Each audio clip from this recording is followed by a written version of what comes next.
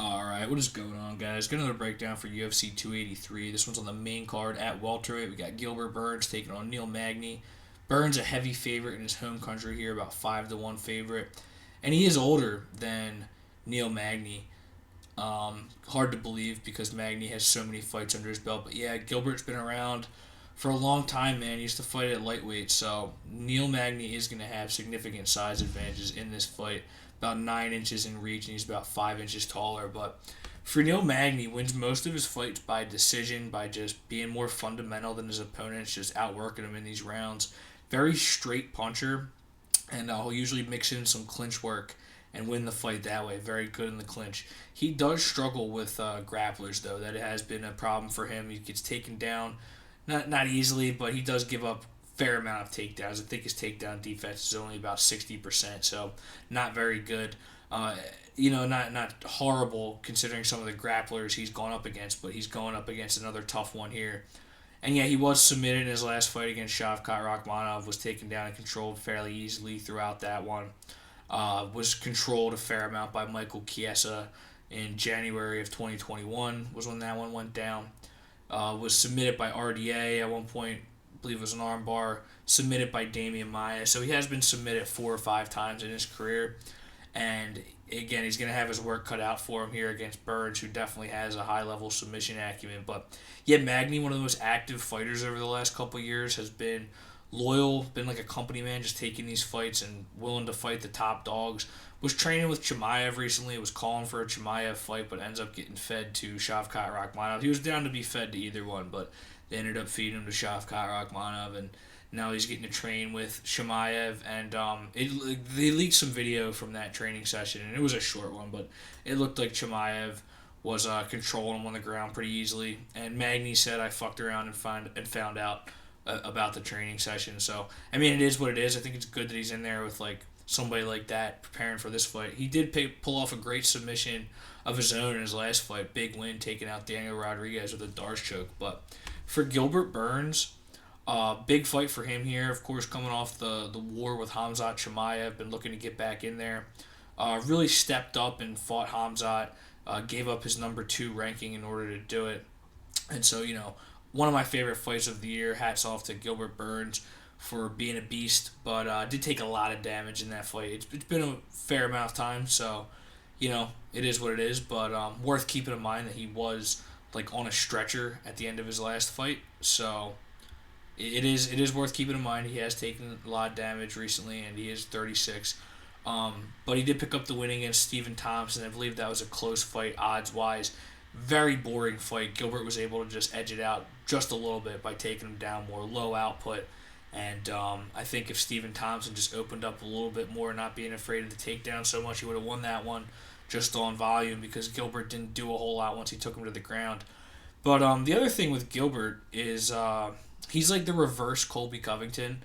Like, nobody ever asks about his big wins at welterweight. They just assume he's a beast, and he gets all the credit in the world for looking good in his losses. But when it comes to like Colby Covington or some other lightweights or some other welterweights, we just get told that he's overrated and hasn't picked up a quality win. And I don't think that that's a valid criticism for Burns or Colby Covington, because you can't just evaluate wins and losses at face value. You have to look at how they looked in those losses. And, Colby looked great in the losses against Usman. Burns was able to stun Usman in the first round and looked great in that one. Really put his name on a lot of people's radar, in my opinion. That was where I was like, all right, I believe in Gilbert Burns. And the same deal against Khamzat Chimaev. But yeah, it is like the same deal if you do factor that in. His biggest wins at welterweight are like Damian Maia, Tyron Woodley, and Stephen Thompson. He's been a lot better at welterweight than he was at lightweight, but not a high finishing rate at all in his career. So it is worth keeping in mind. High level wrestling and jiu-jitsu ability, obviously. You look at some of these competitive grappling opponents, and they're the best of the best. But it's been a while since he picked up a submission in the UFC, but it would be live here, I think, against Magny, who has shown that he can be taken down and submitted by high-level grapplers. But yeah, on the feet, Gilbert Burns, good power. Can be a little bit loopy with his punches sometimes, but he definitely has a chin, and I think he can sit in there and land some heavier shots. against Magny if he really sits down on him. Like, he'll take some jabs to weave in there and land some of these hooks. But listen, man, really tricky fight in my opinion. Don't love Gilbert Burns at minus 460 at all. Big price there.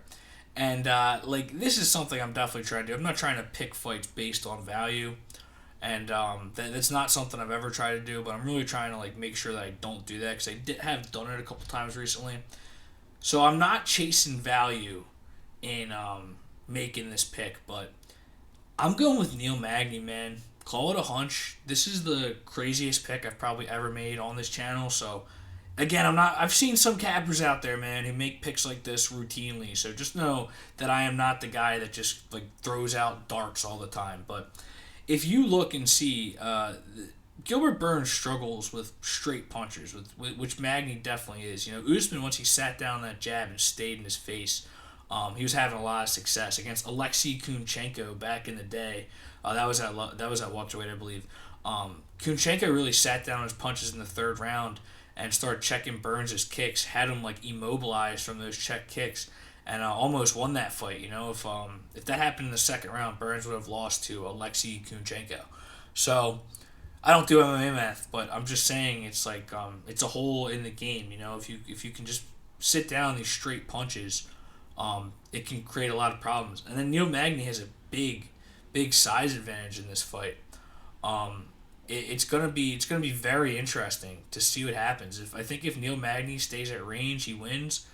And it's all gonna come down to, can Burns get him to the ground? But Magny pretty good in the clinch. He's gonna have to cover some ground. Burns is gonna have to in order to take these takedowns. And I do think he is good at setting up his takedowns. He punches his way in with big shots. Might eat a jab or two to do it because I don't think he's gonna be worried about Magny's power coming back. And then once Magny, if it goes to the ground, Magny's in big trouble, I think. Yeah, there's definitely the path there for Gilbert Burns. But on the feet, man, I think that Neil Magny is going to present a lot more problems for Gilbert Burns than people are giving him credit for. He's bigger and just he's just fundamental, man. And I think that he's going to end up stealing 2 of these rounds on the feet. And Burns might need the Brazilian judges to come in clutch for him, but I don't think it's going to happen, man. I think Neil Magny has a very real path to a decision here, which let's see what that's priced at. I bet it's plus 800, something like that. Neil Magny win by decision plus 600. So at that point, I'm just sticking with the money line, but I probably am going to throw down some pocket change on this fight and bet it on Bet Tip. So yeah, sorry guys, I might be relentlessly mocked for this one. I'm sorry if you are a big Gilbert Burns fan.